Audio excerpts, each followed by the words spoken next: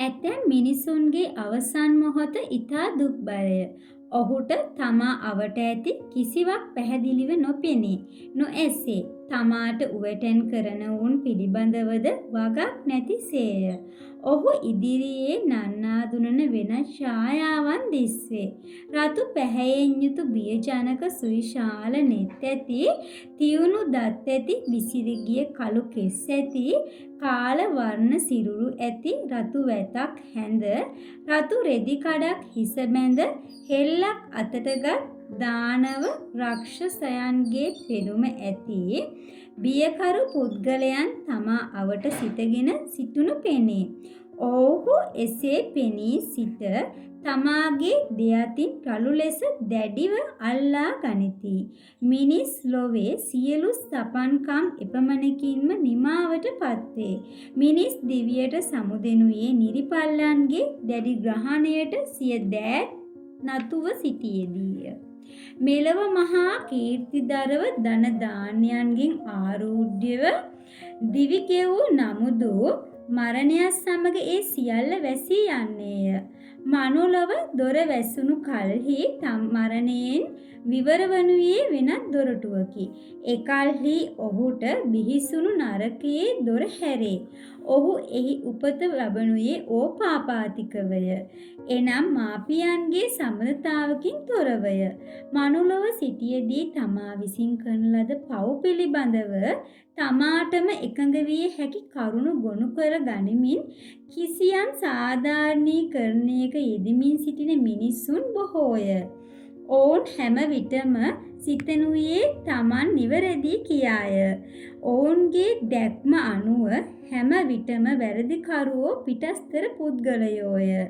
තමා අමුතු ශ්‍රද්ධාවන්තයෙකි. මෙබඳු මානසික වාතාවරණයක් මනුලොව සිටියේදී නම් සකසා ගැනීම පහසු දෙයකි. තමන් අතින් කිසි වරදක් නොවූ ලෙස අමතක කොට දැමිය හැක්කේය. එහෙත් යම් නපුරු චේතනාවක් මෙහෙවා කරන ලද යම් පවක්ද එය තමාට අමතක වී ගියද කර්මයට අමතක නැත්තේය.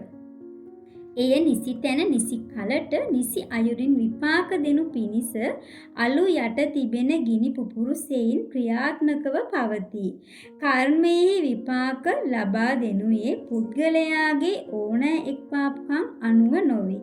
කර්මයටම ආවේනික වූ කිසියම් අචින්තනීය රටාවකට අනුවය. එය අඤ්ඤාදායකයෙකුගේ සොරයෙන් සත්වයන්ගේ ඉරණමට බලපෑම් කරන කල්හි සියලු සත්වයෝ එයට යටත් වෙති. කර්ම විපාකයන්හි ඇති මේ අද්භූත ස්වභාවය සාමාන්‍ය සත්වයාට කිසිසේත් විශේෂ නොවේ.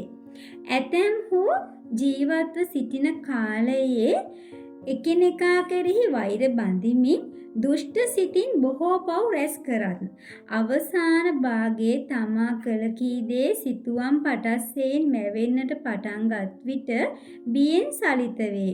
මර ඇඳේ වැතිර සිල් සමාදන් වෙති. තමාට තමාගේ සිත රවටාගත් හැකි නමුදු කර්මයෙහි විපාක දෙන රටාව රැවටීමටවත් පාලනය කිරීමටවත් කිසිවෙකුටවත් පුළුවන්කමක් නැත්තේය. නිරිපල්ලන්ගේ ග්‍රහණයට හසු පුද්ගලයා බියෙන් සලිත වෙමින් පිවිසෙනුයේ නිරයෙහි දොරටුව ඉදිරියේ ඇති ධර්මාධිකරණය වෙතය. එහි විනිසුරු කරුවෙකි. සතුන් කෙරෙහි මැදිහත් සිතින් බලන සැබෑ විනිසුරුවරයා ඔහුය. යම රජ නැමැති මේ විනිසුරුවරයා හමුවට මනුලොවින් චුතව නිරිපල්ලන්ගේ ග්‍රහණයට හසු වූ තැනැත්තා පමුණුවනු ලැබේ. දේවියනේ මොහු මනුලොව සිටියදී කෙලෙහි ගුණ නසා ගත්තෙකි. මිත්‍ර ද්‍රෝහි වූවෙකි. හුදෙක් ධනයත් බලයත් ආධිපත්‍යයත් කීර්ති ප්‍රශංසාත් අනුභවයත් පත්වනු පිණිස අන්‍යයන් පිළුවේය. අද්භූත චෝදනා කරමින් හිංසා කළේය. මාපිය ගුරුවර ආදීන් හට හිංසා කළේය. බොරුවෙන් ලොව රැවටීය. සිය මනදොල සපුරා ගන්නට පමණක් වෙහෙසුනේය. ඒ හේතුවෙන් බොහෝ පව් රැස් කළේය. එකල්හි යමරජු මේ ආගන්තුක තිරිසනා ඇමතීය. හෝ සුගතියයි නම් ලද මනුලොව සිටියදී මොහු රැඟූ රඟ බලව එම්බා පුරුෂය තා පැමිණියේ මනුලොව සිටය. නුවණැතියන් හට මනුලොව මුණ ගැසෙන දේවදූතයෝ තා විසින් නොදක්කන්නා ලදූද. අහෝ දේවියනි, මනුලොව සිටියේදී දේවදූතයන් ගැන නොදත්තෙමි. එම්බා පුරුෂය ළඟදී උපන් උඩුකුරුව හෝනා සිය මල මුත්‍රයෙහි ගැලී එහිම හෝනා කුඩා මිනිස් දරුවා තා නුදුටුවෙහිද. දුටුමි ස්වාමීනි, එහෙත් ඒ දරුවා දේවදූතයෙක්යයි නොදත්තෙමි. බලව තාගේ අනුනුවණකම තට ඔහු දෙස බලා සිතන්නට සිතුනේ මෙසේය. මමද මෙලෙස මනුලොව උපන්නෙමි. මෙලෙසින් උපදනා ඉරණමෙන් මම නිදහස් නොවෙමි. යලි මට උපදින්නට සිදුවන්නේය. එයින් එසේ ලබන උපත පිණිස මා විසින් සිත කය වචනින් කිසියම් කළ ගුණ දම් පිරිය යුතු නොවේදැයි කියාය. එසේය දේවියනි. අහෝ, එවන් උතුම් දෙයක් මා සිතට නොනැගුණේය. මා පමා වූයේය. අනුවන පුරුෂය බලව තාගේ ප්‍රමාදෙහි අනතුර පමා වූ මලවුවන් බඳුය. පව් රැස් කරන ලද්දේ තා විසින් මිස තාගේ මාපිය සෝවුරු නෑදෑ හිතමිතුරන් හෝ දෙවියන් විසින් නොවේ. ඒ සියලු පව්වලට වගකියයුත්තා අනිකෙකු නොව තාය. තා විසින් කරන ලද පව්හි විපාක වින්ද යුත්තේ තා මිස අන් කවරෙක්ද. යමරජ ඔහුගෙන් යළිත් අසනුයේ මනුලොව සිටියේදී ඊටමත් වියපත් ජරපත් දත් රහිත මුව ඇති ගිලිහුණු කෙස් ඇති රැලි වැටී ගිය සිරුර ඇති ඊතා දුබල මහල්ලෙකු හෝ මැහැල්ලෙකු හෝ නුදුටු වේද කියාය. ඔහු මනුලොව සිටියේදී එවැනි ස්ත්‍රී පුරුෂයන් කොතෙකුත් දුටුවේය. එහෙත් ඒ වනාහි දිවෙහි අරුත සිහි ගන්වන අවදානම පෙන්වන දේවදූතයෙක් බව හඳුනා නොගත්තේය. පවෙන් මිදී යහපති හැසිරෙනට පමා වූයේය.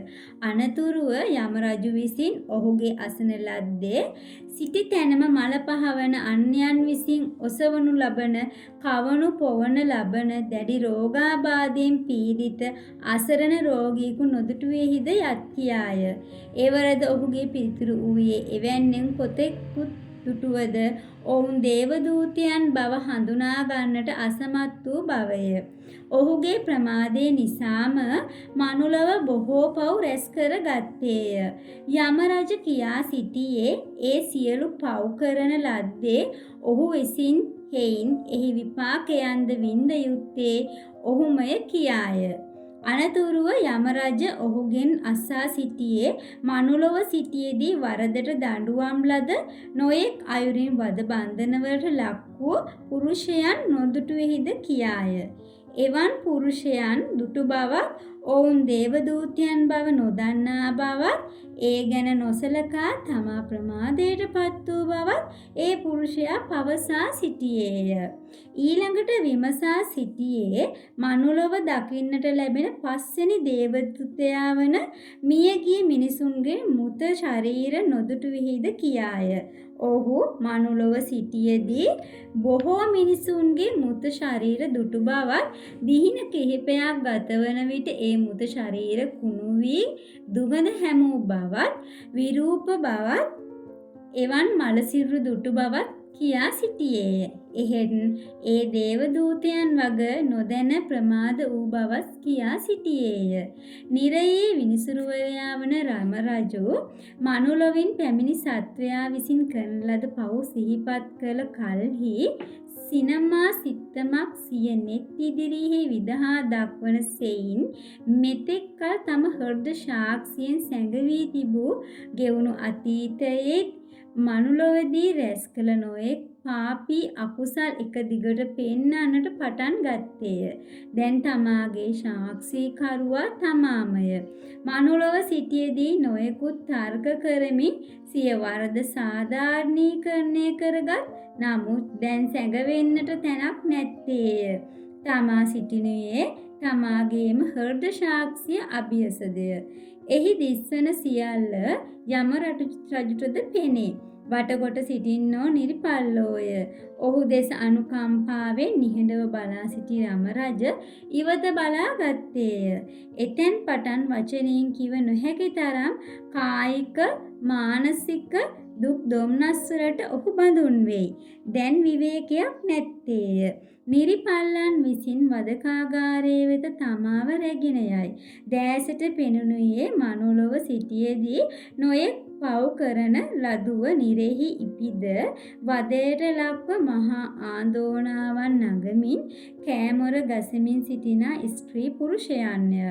කෙලවරක් නැති බිය තැති ගැනීම නොවිසිය හැකි දුක් පීඩා පිරිහී ගියේ ඇති බිහිසුණු වදකාගාරයේ ඇත්තේ නිරයේය. එහි උපන් සත්වයා දැන් නිරිපල්ලා විසින් බිමෙහි දමනු ලබයි. අනතුරුව ගින්නෙන් රත් වී ගිය යකඩ හුල බැගින් දෙයක් ලෙහි දෙපාහි ලයෙහි අනිනු ලබයි. මනුලොව සෙයින් දිවි නසා ගන්නට පුළුවන් කමක් එහි නැත්තේය. වේදනාවෙන් දුක් විඳ විඳ සිට යම් හේකින් ඔහු මිය ගියහොත් ඒ මරණයේ දොරටුවෙන්ම නික්ම යලි පැමිණියේ තමා දුක් විඳමින් සිටි තැනටමය. කර්ම විපාක විඳ අවසන් වනතුරු නිරේහි උපන් සත්වයාට වෙනත් විකල්පයක් නැත්තේය. අනතුරුව ඔහුට ලැබෙනුයේ වෙනත් වදයකි. ඔහුගේ සිරුර ගිනිගත් කෙටේරියකින් සහිනු ලැබේ. ඒ දැඩි දුකින් බොහෝ දුක් විඳ පසු ඔහුගේ හිස යටිකුරු කොට පා උඩුකුරු කොට ඔසවා ගිනිගත් වෑයෙන් සහිනු ලැබේ. අනතුරුව ගිනිගත් යකඩ බිමෙහි ගිනිගත් රෝද ඇති යකඩ රථවල නැගී නිරිපල්ලන් ඔහු එහි ගවයෙකුසේ බඳින ලදුව ඔබ මොබ ඇවිදවයි. ඔහු විසින් ඒ යකඩ රථයේ ඇදගෙන යා යුත්තේය. ඔහුගේ කර්ම විපාක අවසන් වන්නේ යම් තාක් කලකින් පසුද ඒ තාක් කල්ම ඔහු විසින් ඒ කළ යුතු වන්නේය. වදකාගාරයෙහි ඒ වදේ හමාර වන විට නිරිපල්ලෝ ඔහුගේ පා ඔසවා ගින්නෙන් රත් පැහැගත් ලෝදිය සැලයකින් බහාලත්. සැනකිනි ඔහු පෙන ගොඩක් බඳු සිරුරක් බවට පත්ව අනන්ත දුකින් යුතුව ඒ ලෝදිය සැලයෙහි උඩටත් යටටත් සරසටත් පැසෙමින් යයි. උතුරන දිය සැලියෙහි බහව ලදුව උඩට යමින් යටට යමින් පැසෙනා සතුන්සේ ඔහුද සිය කර්ම විපාකයෙන් ලද දායාදය දුකසේ විඳවයි. මේ රටෙහිද මෑත භාගයෙහි වදකාගාර තිබුණේය. 30 වසරක ජාතිවාදී යුද්ධයේදී මිනිස් වෙසින් සිටි ඒ වදකයෝ රෑ නිදා සිටි ගම් වටලා එහි සිටි මිනිසුන් කැබිලිවලට කපා කොටා මරණය කැඳවා දුන්නෝය. ඔවුන්ගේ වදකාගාරවල සිය ප්‍රතිවාදීන් සිරකොට බොහෝ හිංසා දී මරණයට පත් කළෝය. තැන් තැන්වල බෝම්බ පුපුරවා මිනිසුන්ගේ සිරුරු කැබිලිවලට විසුරුවා ඔහු මරණයේ දොරටුවෙන් වෙනත් ලොවට පළවා හරින ලද්දාහ. නිමක් නැති වද බන්ධනවලට මිනිසුන් ලක් කරන ලද්දාහ. 70 දශකයේ මුල් භාගයේදී 80 දශකයේ අග භාගයේදී හටගත් රාජ්‍ය විරෝධී කැරැල්ල හේතුවෙන් බොහෝ මනුෂ්‍යයන්ට මනුලොව ජීවත් වීමේ වරම අහිමි විය. ඒ කැරැල්ලට සහභාගී වූවන් පමණක් නොව කුරා කුහුඹුවෙකුටවත් හිංසාවක් කරන්නට නොසිතූ අහිංසකයෝද වද බන්ධනවලට ලක් වූහ. බීතියෙන් සන්ත්‍රාසයක් වෙලාගත් ඒ යුගයේ උදයේ දුටු කෙනා රාත්‍රියේ මැරුම් කෑවේය. රෑ දුටු කෙනා උදයේ මැරුම් කෑවේය. දහවල් දුටු කෙනා සවස මැරුම් කෑවේය. ඇතැම් කර්ම විපාක පල දෙන්නට පටන් ගන්නේ ඊට අදාළ ඊටම සුදුසු පරිසරයකදීය. අනතුරුව නිරිපල්ලෝ ඔහුගෙන මහා නිරෙහි බහාලත්. ඒ මහා නිරය වනාහි ගින්නෙන් රත් පැහැගත් යකඩ බිමෙන් යුතුය. හාත්පස සිව් දිශාවේ ගිනිගෙන රත් පැහැගත් යකඩ බිත්තිය. ගිනිගෙන රත් පැහැගත් යකඩ වැස්මෙන් යුතුය. හැම කල්හි වැසී ඇති දොරටු ඇත්තේය. එහෙත් එහි නිරිපල්ලන්ගේ ගැවසීමක් නැත්තේය. ඔවුන්ට එහි කරන්නට දෙයක්ද නැත්තේය. එහි සියලු වදයන් කෙරෙනුයේ එයින්ම හටගත් මහා ගිනිජාලාවෙනි. පෙර දිගින් ගිනිදැල් නැගී බටහිර බිත්තියේ හැපේ. බටහිරින් ගිනිදැල් නැගී පෙරදිග බිත්තියේ හැපේ. උතුරෙන් නැගෙන ගිනිදැල් දකුණු බිත්තියේ හැපේ. දකුණින් නැගෙන ගිනිදැල් උතුරු බිත්තියේ හැපේ. යටින් නැගි ගිනිදැල් උඩ පියස්සේ හැපේ. පියස්සෙන් නැගි ගිනිදැල් පතුලෙහි හැපේ. මහත්සේ කැළඹී ගිය එකම මහා ගිනිජාලා කුණාටුවකි. එහි වැටුණු සත්වයා වචනයෙන් නොකිව හැකි තරම් මහා දුක්ඛස්කන්ධයෙන් විඳවයි. සිතන වේගයෙන් මරණය ඇවිත් ඔහු බේරා නොගන්නේය. මරණයක් ගැන නිනව්වක් නැතිසේය. ඔහුව ජීවත් කරමින්ම කර්ම විපාකයෙන් හැකි තරම් වැටවේ. මෙසේ වසර 100,000 කෝටි ගණනක් ගෙවී ගිය කල දුක් විඳිමින් සිටිනා ඒ නිරිසතුන් අතර මහත් කැළඹීමක් හටගනී. අහෝ මිතුරනි, අන්න අර බලව්. පෙරදිග දොරටුව හැරෙන්නටයි යන්නේ වරිල්ලා. මේ මහා ගින්නෙන් පිටතට පැනිගැනීව් එකා පිට එකා වැටෙමින් පෙරදිගට දුවන්නට පටන් ගනිති.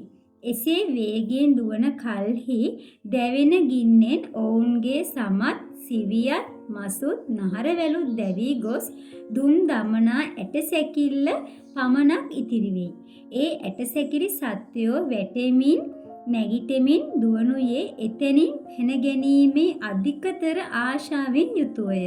එහෙත් දොරටුවට ලං වූ සැනින් මහත් හඬක් නංවමින් ඒ ඇරී ඇති දොරටුව වැසී යයි. එකල්හි ඔහු එහිම වැටි මහත්සේ වැළපෙන්නට පටන් ගනිති. එයින් පැනගැනීමේ දුර්ලභ මොහොත අහිමිවීම ගැනය. යළිත් බොහෝ කාලයක් ගතවන තුරු ඔවුන්ට පිටතට පැනගැනීමේ බලාපොරොත්තුවක් ඇති නොවේ. එහි ලකුණකුදු පෙනෙන්නට නැත්තේය. යළිත් කලබලයකි.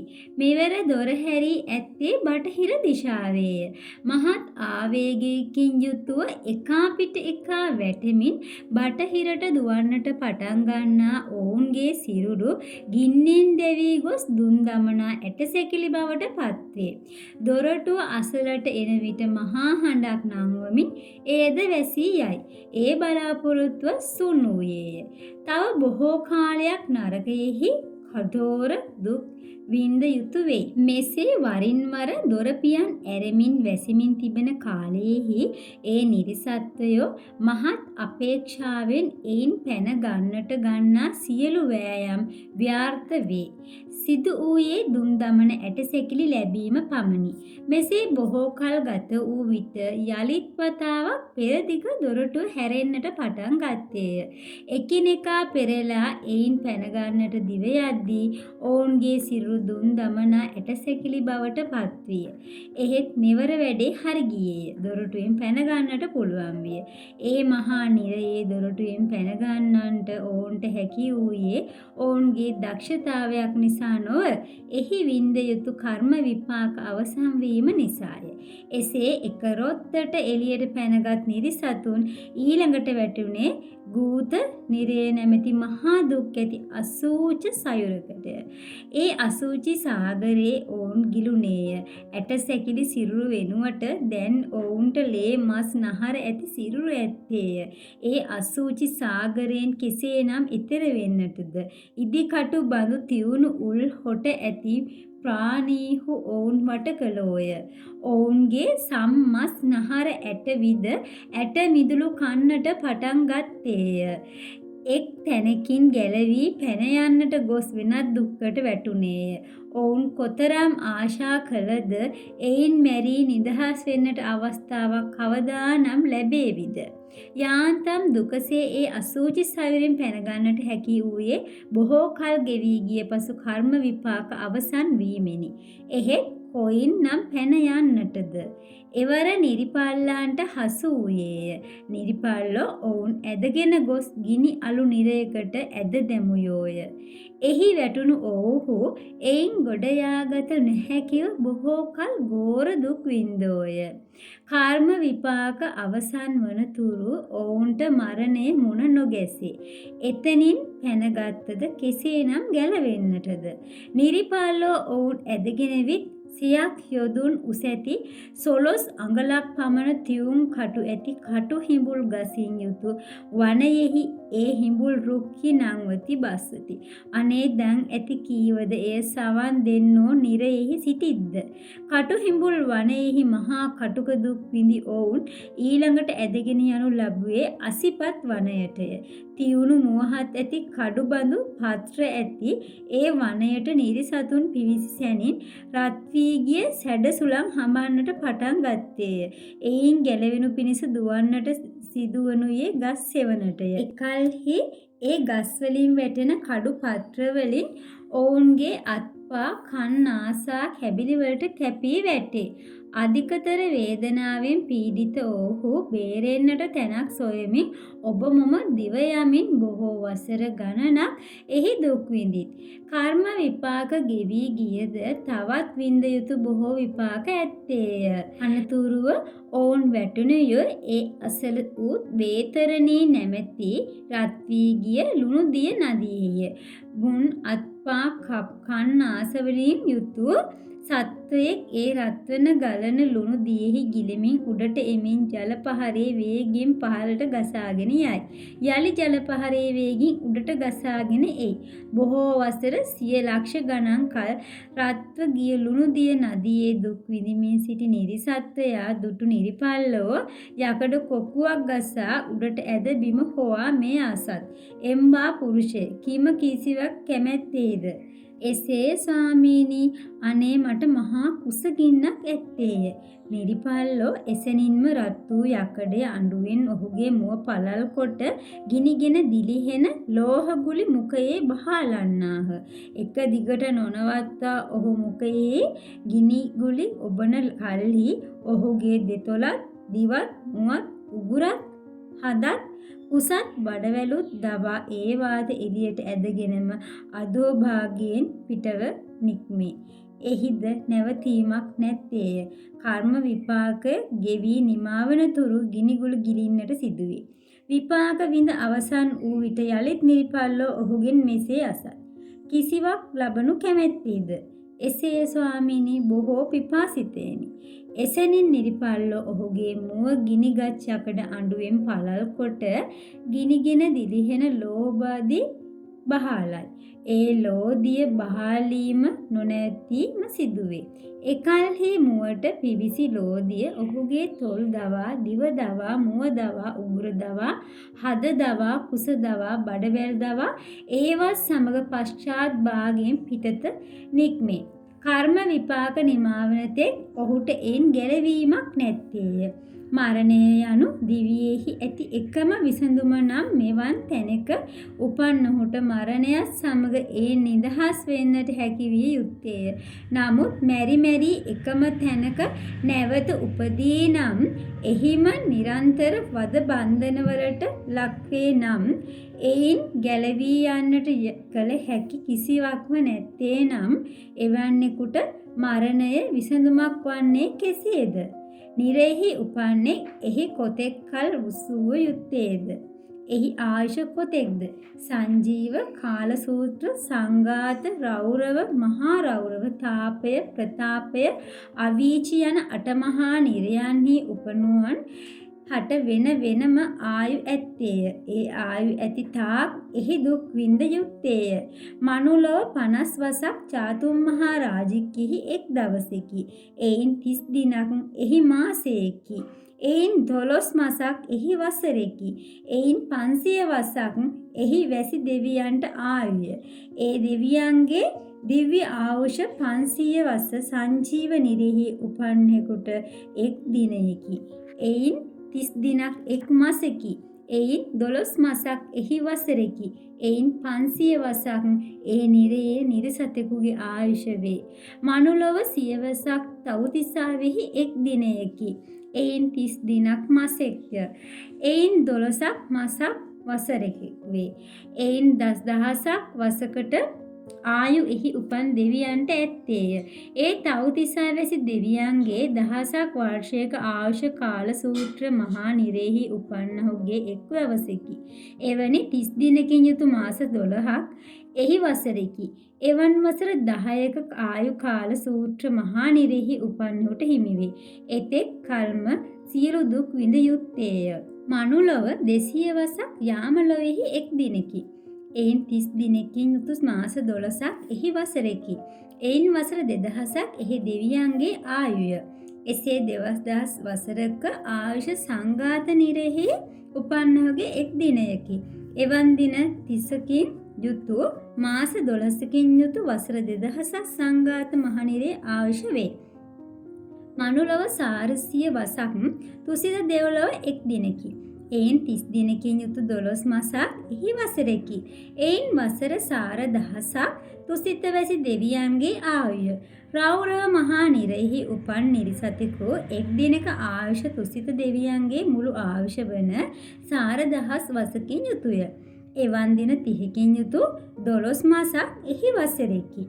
ඒ රෞරවයෙහි දුක් විඳ යුතු කාලය එහි ආයුෂයෙන් සාර 1000 වසරකි.